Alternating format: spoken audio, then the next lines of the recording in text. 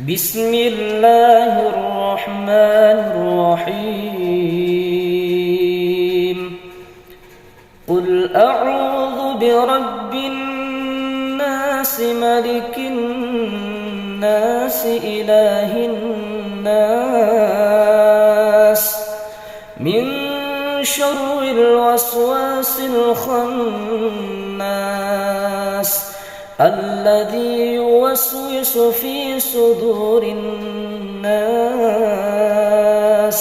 من الجنة والناس. بسم الله الرحمن الرحيم قل أعوذ برب الناس ملك الناس إله الناس من شر الوسواس الخناس